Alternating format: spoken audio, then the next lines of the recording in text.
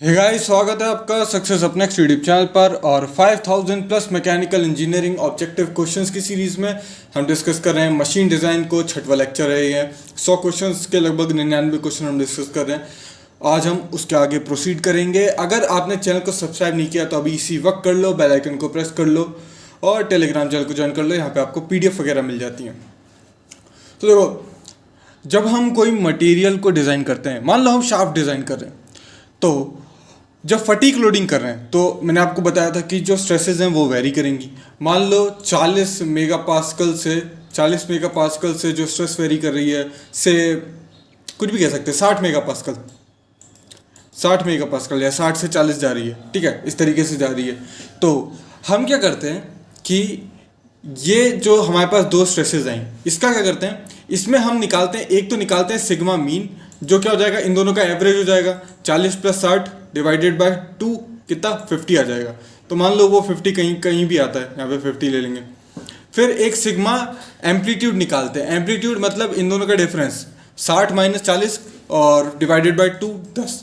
तो इन दोनों को हम इन दोनों वैल्यूज़ को हम इस ग्राफ पर प्लॉट करेंगे। ये ग्राफ क्या है, इस डायरेक्शन में आपको देखने को मिल रही होगी सिग्मा मीन एक्स एक्सिस पे, और यहाँ पर आपको सिग्मा एंड्योरेंस या फिर सिग्मा अल्टीमेट आपको यील्ड स्ट्रेस और या फिर एंड्योरेंस देखने को मिल जाती है, ठीक है।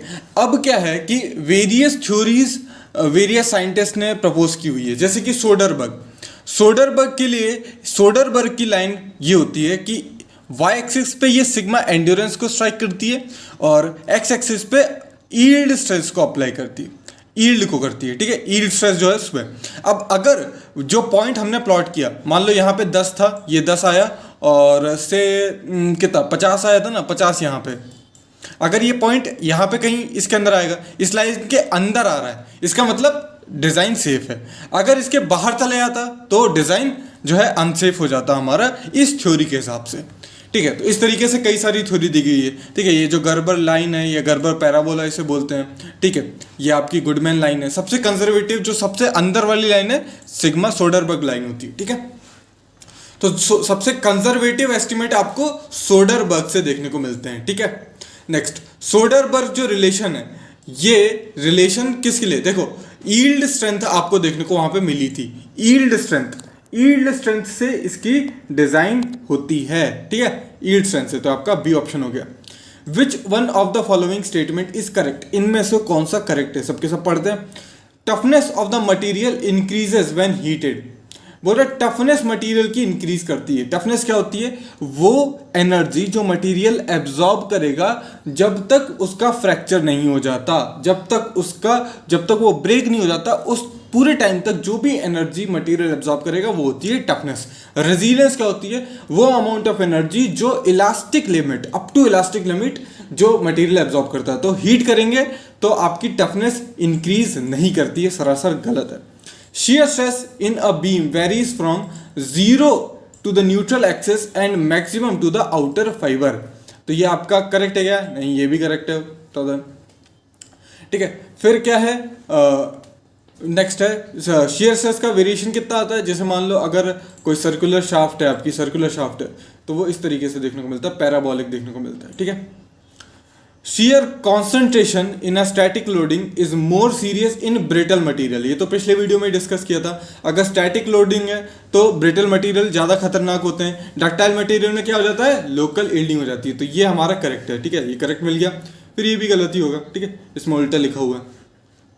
फिर आती है हमारी प्रेशर वेसल्स की हम बात करेंगे। प्रेशर वेसल्स क्या होते हैं, जैसे कि सिलेंडर हो गए जिसमें ऑक्सीजन भरी हुई है, ये आपके हो सकता है कोई पाइप हो, कोई भी ऐसी चीज़ होती है, जैसे सिलेंडर या टैंक्स वगैरह होते हैं, उनको हम प्रेशर वेसल्स कहते हैं, जिसमें फ्लूइड को स्टोर करते हैं under a pressure. High pressure fluid को अगर हमको स्टोर करना है तो हम उनकी डिज़ाइन कैसे करेंगे, उनको हम किस तरीके से डिज़ाइन करते हैं उसको समझेंगे। तो जब फ्लूइड में बीइंग स्टोर्ड में undergo a change of state inside the pressure vessel, कुछ चेंज हो सकता है। मान लो हमने पानी भरा था, उसको हम स्टीम बना रहे हैं, ठीक है, और हमने उसके अंदर केमिकल्स डाल दिए, उनकी फर्दर रिएक्शन होने वाली है जिसकी वजह से प्रेशर टेम्परेचर बढ़ सकता है। तो इस तरीके से हम किस तरीके से डिज़ाइन करें उसको हम समझेंगे, कैटेगराइज करेंगे किस तरीके के प्रेशर वेसल्स होती हैं।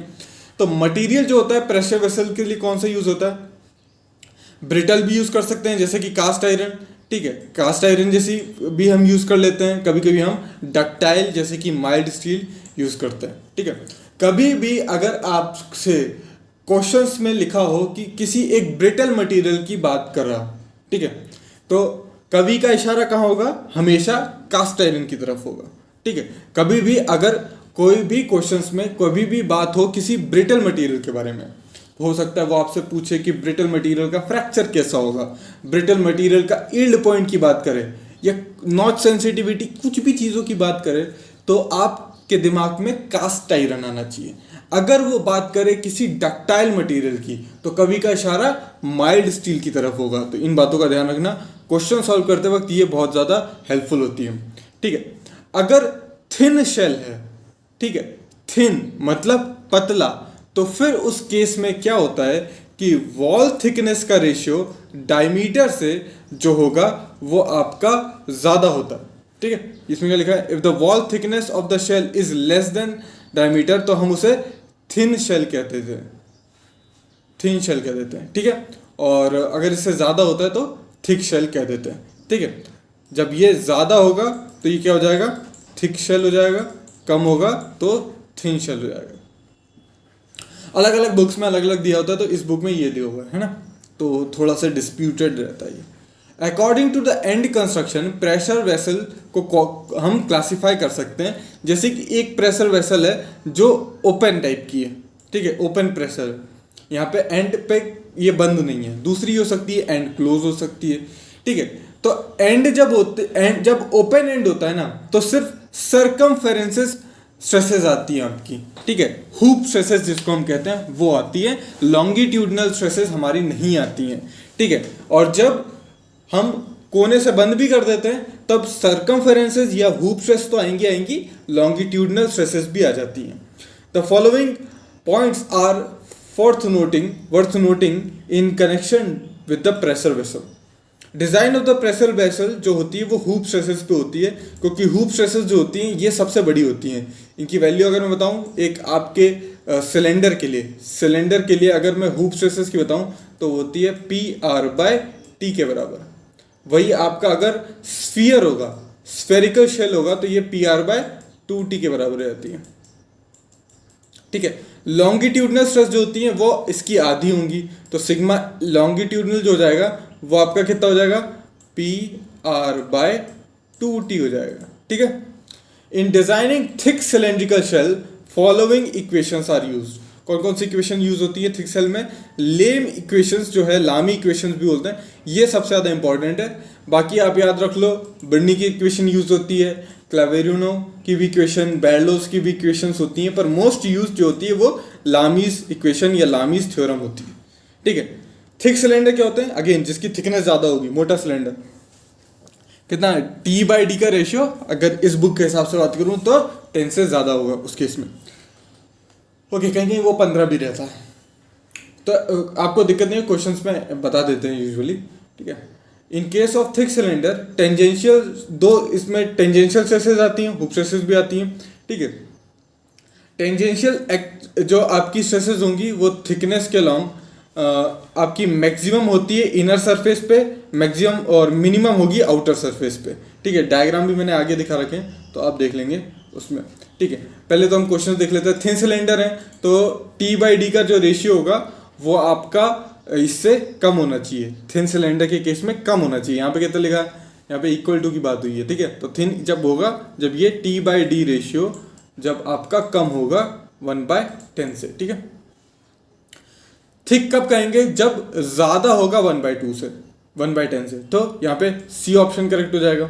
इन केस ऑफ प्रेशर वेसल अगर ओपन एंड्स हैं तो उसमें सिर्फ आपकी सरकमफेरेंसेस स्ट्रेस आती हैं, ठीक है, सरकमफेरेंशियल स्ट्रेसेस आएंगी, और सरकमफेरेंशियल स्ट्रेसेस जहाँ पे भी आएंगी उसका आधा कर दोगे तो आपकी शियर स्ट्रेसेस भी आ जाएंगी, तो ये दोनों स्ट्रेसेस आ जाएंगी, ठीक है। मान लो कोई मटेरियल है, इस तरीके का मटेरियल है, यहाँ पे सिग्मा स्ट्रेस दी हुई है, तो ये इसमें लॉन्गिट्यूडनल स्ट्रेस तो इस प्रेशर वेसल की बात भूल जाओ, ये तो आ ही रही है ना। अब मैं बोलूँ आप बताओ मैक्सिमम शियर स्ट्रेस कितने होगी, तो आप बोलोगे सर σ1 - 0 या σ - 0/2 कर दो, तो सिग्मा बाई 2 इसमें मैक्सिमम शियर स्ट्रेस आएगी, तो सरकमफेरेंशियल स्ट्रेस तो आएगी और उसका आधा कर दोगे तो शियर स्ट्रेस भी आ जाती है। पर अगर आपने दोनों एंड को क्लोज कर दिया तो लॉन्गिट्यूडनल आएगी, सरकमफेरेंशियल आएगी और शियर स्ट्रेस तो आएगी ही आएगी। तो यहाँ पे तीनों की तीनों आ जाती हैं। In order to determine the stress in thin cylinder due to internal pressure कुछ एजम्पशंस लिए जाते हैं। वो एजम्पशंस क्या है? वो एजम्पशंस ये हैं कि effect of the curvature wall is neglected. क्या करते हैं, जैसे सिलेंडर होगा ना, ये सिलेंडर होगा, इसकी जो वॉल होगी ये कर्व्ड होगी, पर हम क्या करते हैं, एक बहुत ही छोटा यहाँ से एलिमेंट लेते हैं, बहुत ही छोटा एलिमेंट, और उस केस में इसका जो रेडियस की वजह से जो कर्वेचर का इफेक्ट है वो नहीं आता। ठीक है, वो नहीं आएगा, जिसकी वजह से क्या होगा कि हमारी एनालिसिस कंपैरेटिवली इजी हो जाती है। ठीक है, tensile stresses are uniformly distributed over the section of the wall. Tensile stresses जो होंगी वो यूनिफॉर्मली डिस्ट्रीब्यूटेड होंगी। Effect of the restraining action of the head end the pressure vessel is neglected.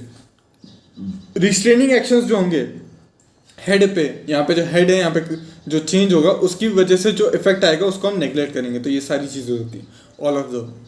सर्कमफेरेंशियल stresses जो होती हैं वो आपकी 2 टाइम्स लॉन्गिट्यूडनल बोल सकते हो, या लॉन्गिट्यूडनल जो होती हैं वो सर्कमफेरेंशियल की आधी होती हैं। ठीक है, तो रेशियो ऑफ सर्कमफेरेंशियल टू लॉन्गिट्यूडनल क्या हो जाएगा, 2 के बराबर हो जाएगा, 108 का C हो जाएगा। लॉन्गिट्यूडनल स्ट्रेसेस जो होंगी वो 1/2 होंगी। फिर design of the pressure vessel किस पे होती है, हमेशा हुप स्ट्रेस के हिसाब से डिजाइन की जाती है। ठीक है, कई बार शियर की वजह से भी डिजाइन करते हैं। ठीक है, अगर शियर की वजह से बोलेगा तो वो आपको बता देगा। मोस्टली जो होती हैं वो हुप स्ट्रेसेस की वजह से ही की जाती हैं। ठीक है, शियर की वजह से नहीं की जाती। कई बार क्या होता है, जबरदस्ती के क्वेश्चंस बना दिए जाते हैं, शियर स्ट्रेंथ दे के करवाएगा, तो अगर ऐसा है तो फिर उस तरीके से कर देना, पर हुप स्ट्रेसेस की वजह से डिजाइन की जाती है। मोस्टली क्वेश्चन हुप से ही बनते हैं। ठीक है, a metal of 1 metre diameter contains fluid having pressure जो है वो 1 न्यूटन पर मीटर mm स्क्वायर का है, मिलीमीटर स्क्वायर का है। परमिसिबल टेंसाइल स्ट्रेस आपको दी हुई है, टेंसाइल स्ट्रेस दी हुई है, देखो है ना, फिर से तो थिकनेस बतानी है। 20 न्यूटन पर mm के स्क्वायर मैक्सिमम हो सकती है, मतलब सिग्मा जो हो सकता है मैक्सिमम वो हो सकता है आपका 20 न्यूटन पर मिलीमीटर स्क्वायर। फॉर्मूला क्या होता है हुप स्ट्रेस का, PR/T बताया था मैंने।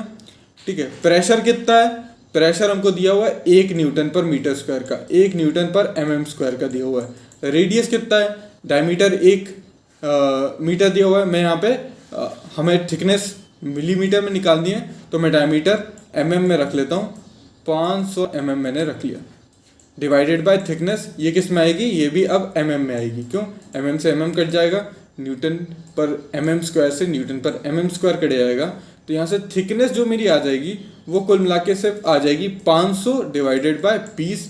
ये 0 से 0 कितना आ रहा है, 25, यानी कि मेरा डी ऑप्शन करेक्ट होगा।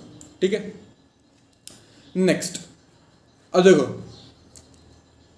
ये हमारा मान लो कि एक सिलेंड्रिकल बॉयलर है। ठीक है, अब ध्यान से देखो, जब भी इस केस में क्या होता है कि अगर वॉल्यूमेट्रिक आपसे स्ट्रेन पूछेगा, क्या पूछेगा, circumferential and longitudinal under the internal pipes, तो इसमें शायद यही पूछ रहा है, लॉन्ग वॉल्यूमेट्रिक स्ट्रेन पूछ रहा है, क्वेश्चन पूरा टाइप नहीं हो पाया शायद तक। ठीक है, तो क्या जो वॉल्यूमेट्रिक स्ट्रेन होगी वो 2 टाइम्स आपकी होंगी ईटा हुप स्ट्रेस, या आपकी जो क्या बोलेंगे सर्कमफेरेंशियल प्लस लॉन्गिट्यूडनल। ठीक है, ये जो इस डायरेक्शन में होगा वो आपका लॉन्गिट्यूडनल हो जाएगा। ठीक है, और यहाँ पे जो इस डायरेक्शन में होंगी वो आपकी सर्कमफेरेंशियल होगी, और एक पीछे साइड भी होगी। तो 2 तरीके से आपकी सर्कमफेरेंशियल आ जाती है। ठीक है, बी ऑप्शन आपका करेक्ट हो जाएगा। अभी क्वेश्चन है, देखो सिंपल सा क्वेश्चन है। A thin spherical shell of internal diameter D is subjected to internal pressure P। V जो है वो स्टोरेज कैपेसिटी, डायमीटर बताना है। ठीक है, V क्या होता है, 4/3 पाई R क्यूब के बराबर होता है। अब हमको डायमीटर के टर्म्स में बताना है। ठीक है, तो डायमीटर के टर्म्स में R को D/2 रख लो, तो ये क्या हो जाएगा v पाई बाय, ये इसको मैं अगर r को मैं d/2 रखूंगा, यहाँ पे d कर दूंगा, तो यहाँ पे नीचे 2 का क्यूब यानी कि 8 आ जाएगा, तो ये 4 से 2 कट जाएगा, ये हो जाएगा π/6 d क्यूब के बराबर।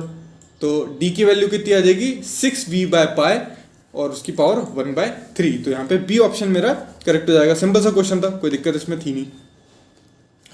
एक थिन स्फेरिकल शेल है, internal pressure, internal diameter d है, ठीक है, सब्जेक्टेड टू इंटरनल प्रेशर, हमसे टेंसाइल स्ट्रेस सिग्मा t उसकी है, तो थिकनेस पूछ रहा है, ठीक है, तो हूप स्ट्रेस के हिसाब से डिवाइड करेंगे। अगर स्फेरिकल शेल है तो मैंने क्या बताया था आपको फॉर्मूला, सिग्मा t जो हो जाएगा वो आपका PR/2t के बराबर हो जाएगा। इस केस में सिग्मा टेंजेंशियल, सिग्मा सर्कमफेरेंशियल दोनों ये बराबर इसके बराबर होते हैं। r की जगह d/2 रख लोगे तो आपका PD/4t आ जाता है, ठीक है, PD/4t आ जाता है। तो आपका कौन सा ऑप्शन करेक्ट हो जाएगा यहाँ पे, PD/4t, डी ऑप्शन करेक्ट हो जाएगा। When a cylinder is subjected to very high internal fluid pressure, thin cylinder should be used। तो बोल रहा है कि जब सिलेंडर में बहुत हाई इंटरनल प्रेशर होगा तो हम थिन सिलेंडर यूज करते हैं। तो थिन सिलेंडर यहाँ पे बिल्कुल भी यूज नहीं होता। यहाँ पे हमारा जो है हम स्फेरिक, अगर हमको यूज करना है ना तो हम स्फेरिकल शेल यूज कर लेते हैं, ठीक है, स्फेरिकल शेल यूज करना ज्यादा सही रहेगा। क्यों? क्योंकि देखो सिग्मा सर्कुलर और जो सिग्मा आपकी टेंजेंशियल जो आती है वो आती है PR/2t या इस बुक के हिसाब से PD/4t के बराबर आती है, ठीक है। अगर यहाँ पे कोई एक आप एलिमेंट लोगे तो यहाँ पे भी PD/4t आएगी, यहाँ पे भी PD/4t आएगी। तो अगर शीयर स्ट्रेस कितनी आ जाएगी, shear stress sigma 1 minus sigma 2/2 ये होती है ना, तो इन दोनों का ये दोनों ही बराबर हैं, तो शीयर स्ट्रेस यहाँ पे 0 आ जाएगी। मतलब ये शीयर की वजह से कभी फेल नहीं होगा, शीयर स्ट्रेंथ इसकी हमें अच्छी खासी मिल जाएगी। इस वजह से हम स्फेरिकल शेल यूज कर लेते हैं, ठीक है। अब देखो ये है थिक सिलेंडर के केस में, ये थिक सिलेंडर के केस में ये, ठीक है, और थिक सिलेंडर के केस में आप देख सकते हो यहाँ पे आपको सिग्मा t दिया हुआ है, ये सिग्मा रेडियस दिया हुआ है, रेडियल दिया हुआ है, ठीक है। एक रेडियल स्ट्रेसेस आएंगी, एक टेंजेंशियल स्ट्रेसेस आएंगी। अगर सिर्फ इंटरनल प्रेशर है, सिर्फ अंदर से प्रेशर है, मतलब कि मान लो कि हमने इसके अंदर कुछ भर के रखा है, कुछ भी भर के रखा हुआ है, कोई फ्लूइड भर के रखा हुआ है, अंदर से प्रेशर लग रहा है, बाहर से कोई खास प्रेशर नहीं है, तो उस केस में देखो रेडियल स्ट्रेस जो होगी वो आपकी मैक्सिमम होगी आपकी इनर सरफेस पे और पैराबोलिकली डिक्रीज करेगी। आगे देखेंगे किस तरीके से डिक्रीज करते हैं, फॉर्मूलाज भी देखेंगे, पर इतना तो याद रखो जो सिग्मा टेंजेंशियल होगी वो आपकी इनर सरफेस पे मैक्सिमम होगी और मिनिमम होगी आपकी आउटर रेडियस पे जाके। पर आउटर रेडियस पे देखो जीरो नहीं हो रही है, इस केस में जीरो नहीं हो रही है, आपकी रेडियल जीरो हो गई थी, रेडियल जीरो हो गई थी पर टेंजेंशियल जीरो नहीं हुई। आउटर बाहर से प्रेशर अगर देंगे तो उस केस में आपको ग्राफ इस तरीके से देखने को मिलेगा। देखो रेडियल का तो सिंपल सा फंडा है, अगर प्रेशर अंदर ज्यादा है तो इनर रेडियस पे मैक्सिमम देखने को मिलेगा, अगर प्रेशर बाहर ज्यादा है तो बाहर आपको मैक्सिमम देखने को मिलेगा। सर ये नेगेटिव क्यों देखने को मिल रहा है? खुद सोचो।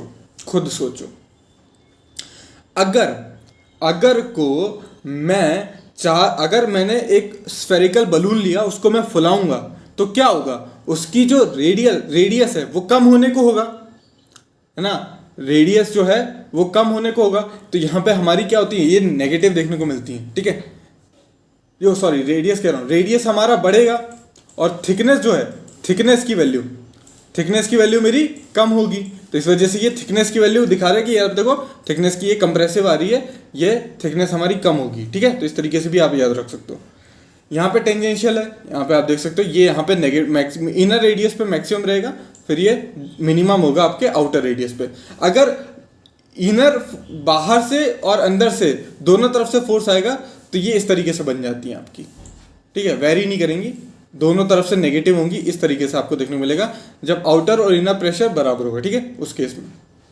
इन case of thick cylinder tangential stress across the thickness of the cylinder is, तो in case of thick cylinder tangential stresses tangential stresses आपकी कैसी थी? देखो टेंजेंशियल स्ट्रेसेस आपकी मैक्सिमम जो थी वो आपके इनर रेडियस पे थी, और जो मिनिमम है वो आपके आउटर रेडियस पे होती है। पर देखो यहाँ पर ना ये आपको देखना पड़ेगा कि मैग्नीट्यूड की बात हो रही थी। यहाँ पे किसकी बात हो रही थी? मैग्नीट्यूड की बात हो रही थी। अगर आप मैग्नीट्यूड वाइज जाओगे तो आपका मैक्सिमम होगी इनर सरफेस पे, मिनिमम होगी आउटर सरफेस पे, ठीक है। अगर बात हो रही है सिर्फ मैग्नीट्यूड की, अगर साइन के साथ लेगा ना तो थोड़ा सा दिक्कत हो जाएगा, क्योंकि ये फिर जो माइनस में पता है ना, जो ज़्यादा माइनस होता है वो छोटा होता है, तो उस हिसाब से देख लेना। मैग्नीट्यूड वाइज तो आपका यही करेक्ट होगा, ठीक है। The radial stress across the thickness of the thick cylinder is maximum. Radial कहाँ मैक्सिमम होती है? या रेडियल वहाँ मैक्सिमम होगी, वो डिपेंड करेगा प्रेशर कैसा लगा रहे हो। अगर आपने देखो इस डायग्राम को फिर से देखो, अगर आपने ये कौन सा था? एक्सटर्नल प्रेशर का था ये वाला, राइट वाला, लेफ्ट वाला इंटरनल प्रेशर का था। तो अगर आपने बाहर से अंदर से प्रेशर लगाया तो ये इनर वाले साइड पे मैक्सिमम होती है, और बाहर से लगाया तो आउटर वाले पे मैक्सिमम होती है। तो हम ऐसा कह ही नहीं सकते कि कब मैक्सिमम होगी जब तक आप ये स्पेसिफाई नहीं कर सकते हो कि प्रेशर किस तरीके से लग रहा है। तो ये तो फॉल्स हो गई।